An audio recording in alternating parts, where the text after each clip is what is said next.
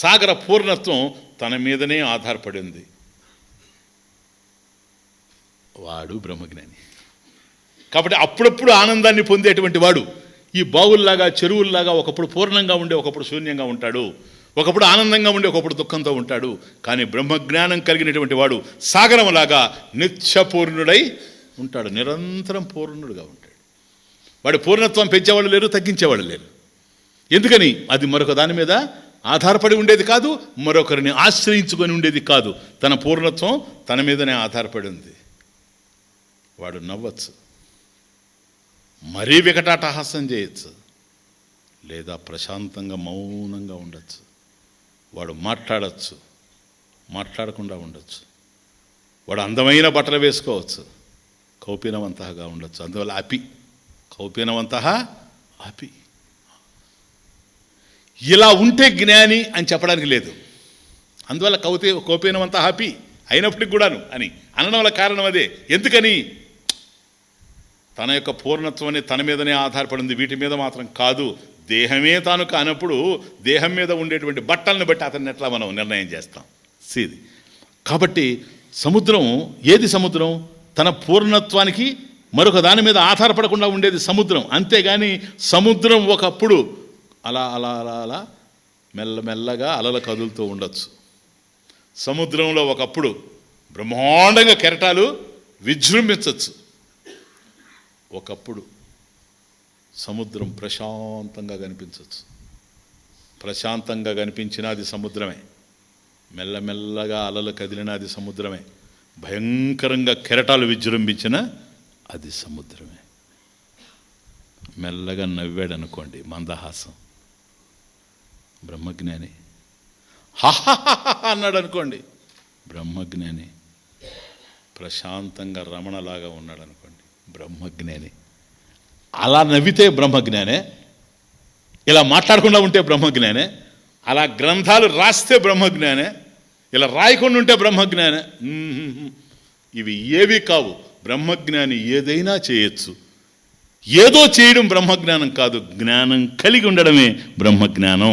ఆత్మయే బ్రహ్మం అనేటువంటి జ్ఞానం కలిగి ఉండడమే బ్రహ్మజ్ఞానం. కానీ మరొకటి అయ్యేందుకు అవకాశమే లేదు. కాబట్టి పూర్ణస్వరూపం సాగరంలాగా పూర్ణబోధోహం.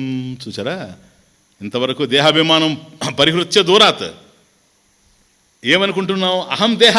నో, అహం దేహ అనేది పోయింది, ఇక లేదు.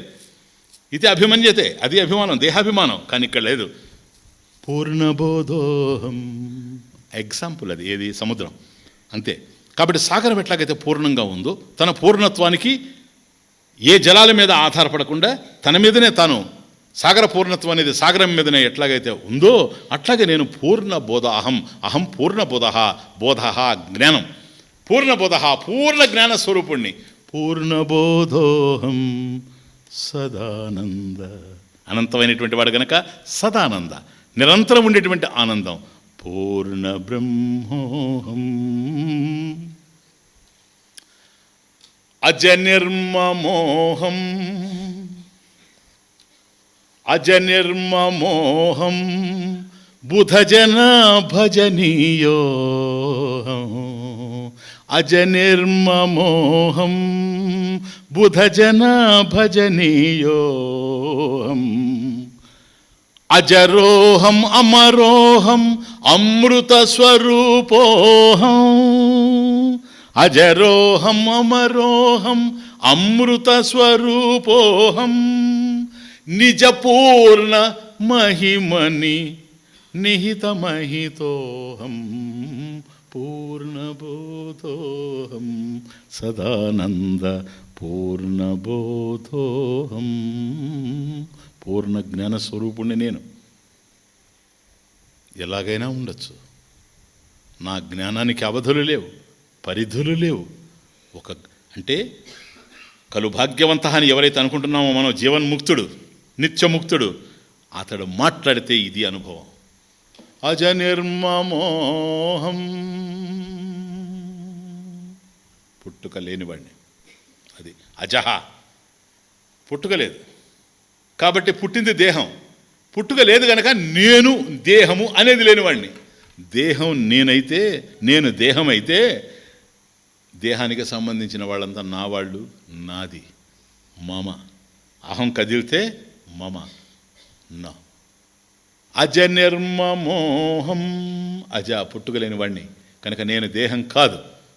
అహం లేదు నా దగ్గర, అహం లేదు కనుక మమకారం కూడా లేదు, మమ లేదు.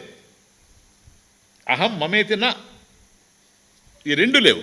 అజ నిర్మమోహం, అందువలనే బుధజన భజనీయోహం. అహం బుధజన భజనీయ. అందరూ నన్ను కీర్తిస్తూ ఉన్నారు. ఎందుకో తెలుసా? నేను జ్ఞాన స్వరూపుణ్ణి కనుక. వాళ్ళు కీర్తించేది నా జ్ఞానాన్ని, నా దేహాన్ని కాదు. అజరోహం అమరోహం అమృత స్వరూపోహం. అజరోహం, ముసలతనం లేదు నాకు, దేహానికే ముసలితనం, నేను నశించేవాడిని కాదు. అమరోహం, అమృత స్వరూపుణ్ణి కనుక అజరోహం అమరోహం అమృత స్వరూపోహం నిజ పూర్ణ మహిమని. అది సాగరంలాగా పూర్ణ స్వరూపుణ్ణి. నా ఆనందానికి మరొక దాని మీద ఆధారపడకుండా, మరొకరిని ఆశ్రయించుకోకుండా నిజ ఆత్మని, అది నిజ పూర్ణ మహిమని. నిజ పూర్ణ మహిమని నిహిత మహితోహం. కేవలం నా ఆత్మస్వరూపంలో నిజ పూర్ణ మహిమని స్వాత్మ పూర్ణ స్వాత్మ రూపంలో నిహిత, అక్కడే నెలకొని ఉన్నటువంటి స్వరూపోహం, ఆత్మస్వరూపోహం, అక్కడ శోభించేటువంటి ఆత్మస్వరూపుణ్ణి నేను, బ్రహ్మానంద స్వరూపుణ్ణి. కాబట్టి కేవలం ఆత్మానందంలో ఉండేటువంటి వాడిని, నిరంతరం ఆనంద స్వరూపంగా ఉండేటువంటి వాడిని. నా ప్రజ్ఞ యస్య ప్రజ్ఞ స్థితా భవేత్, నిరంతరం ఉండేటువంటిది. నా ప్రజ్ఞలో ఏ విధమైనటువంటి మార్పు ఉండదు. అవికార్య సత్తా స్వరూపం. ప్రపంచ విస్మృతప్రాయ సహ జీవన్ముక్త ఇది ఉచ్యతే. కనుక తదాత్మన యః తిష్టతి స ముక్త భాగ్యవంత, కౌపీనవంత అపి భాగ్యవంత.